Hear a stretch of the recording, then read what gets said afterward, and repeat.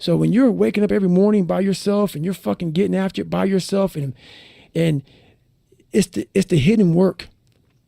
People see a 1 minute video of me running and shit, and like these fighters, they see during the fight or after the fight. They don't see these motherfuckers, man, what they deal with every fucking day. I'm not good enough. I'm not good enough. I shouldn't be here. Because every day, even though they're fucking the best in the world, that little motherfucker at 7 or 8 years old is still in there saying, oh man, we don't have something. Man, we're not good enough. We shouldn't be here. So you're always fighting that motherfucker. Even though you beat it, you never truly beat it. So when they get on stage and they're talking to Joe Rogan, it's not even real. It's not even real. All those mornings that you didn't want to fucking get up, and I look at it as like a rock, and you find this fucking rock, and that rock is you. And every day you fucking fight not wanting to get up, and you do anyway. You chip another piece off that fucking rock, and every day you fucking eat the right foods, and every day you go to train, and you train harder and harder and harder and harder, and you get up earlier, and all these things you do to start forming yourself. You're chipping another fucking piece of that rock off. Before you know it, you have this beautiful fucking piece of artwork that you built. But people don't, and then once you get there, you see it, and it becomes real. Like, oh my God, I fucking did this shit. And so like the fucking journey becomes so real then. But so many people aren't willing to fucking chip away at that stone that is them to start chipping off those fucking rough edges. That's the fear. The fear is never reaching your potential. That's it. That always falling short, always quitting before you're done, always procrastinating, always not doing the right thing. And then one day you're an old man. Yep. And you look back and go, God, I could have been great. Yep. I could have been great.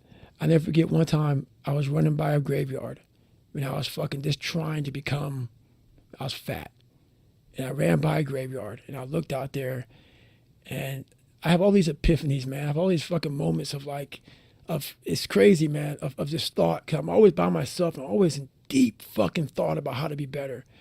And I look out there, I'm like, man, I wonder how many of you motherfuckers in there fucking just are so upset with how you lived your life and fucking just regret how you lived it. And I'm running a 300-pound man thinking, man, don't fucking die like this, bro. Don't die like this. So people wonder where this shit comes from me. It comes from such deep thought of trying to see what this is all about. What is this life all about? What am I all about?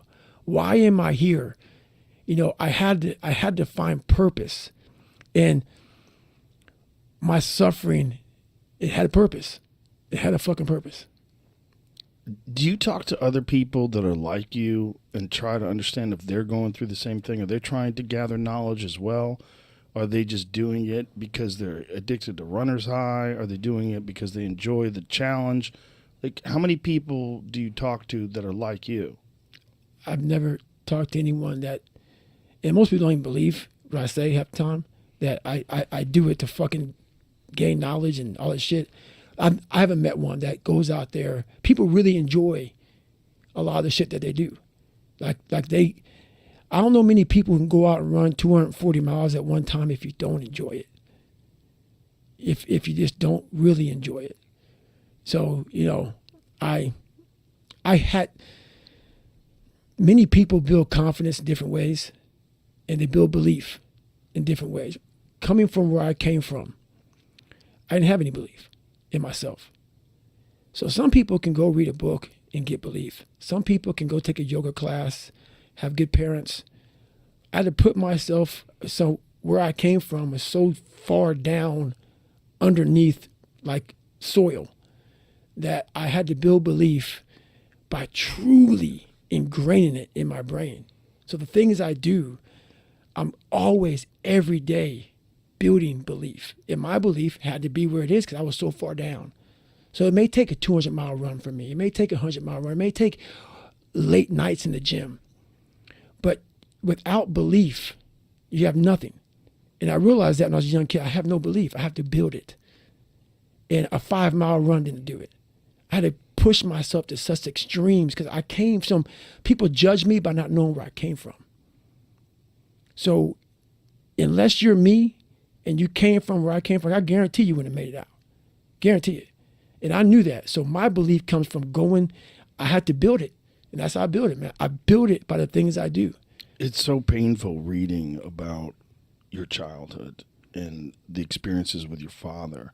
And then when you went back and met your father as an adult and got with him and watched him get drunk and then watch him get belligerent and experience it all over again. And then think about what happened to him to make him who he is. Yeah, that fucked me up, dude. But I had to go, like, I realized I was fucked. I realized I was just a sorry motherfucker. You know, I quit pararescue. I was afraid of the water. Every time shit got hard, like I said, I didn't have talent. You know, I fucking didn't have shit. And whenever shit got hard for me, I thought I was on my way out, and I got sucked back in. I become a loser again real quick. And I see them all the time. There's a lot of fucking losers out here that won't face it. I was like, oh man, gotta go back and visit this motherfucker. I haven't seen my dad in fucking years, man. Years. But I knew where I came from. I knew where my mindset came from. I knew where my demons were. So my whole idea when I went back to see my dad was I was hoping that I could just fucking call myself a loser, and it's because of you, Dad. So I was hoping to go back and get the confirmation that I always wanted. That wasn't my fault. That voice in my head was so loud. It's not your fault, David. It's not your fault you can't read and write. It's not your fault that people call you fucking nigger. It's not your fault. It's not your fault this, not your fault that. It's not your fault that you're fat. It's not your fault that that you quit shit. It's not your fault. So I was like, okay, man, I'm gonna go back, visit this motherfucker so I can just squash it and I can just go on and be a fucking loser because you fucked me up. And when I got there, drove to Buffalo, saw my dad. Same routine as it was when I was 8 years old, man. Walked in, what's up? Went to Skateland. I sat in that fucking couch that he would cheat on my mom with. And I sat on that couch in the corner, and I was like, God, what the fuck, man? And it was a whole normal day. And the more I was around him, he started getting drunk. And I won't go through the whole thing, but I started seeing, man, I started having a conversation. I always had these conversations with myself. I'm like, man, this motherfucker, he came from hell. His dad would put him in front of a furnace. And like, if he moved, he'd get burnt.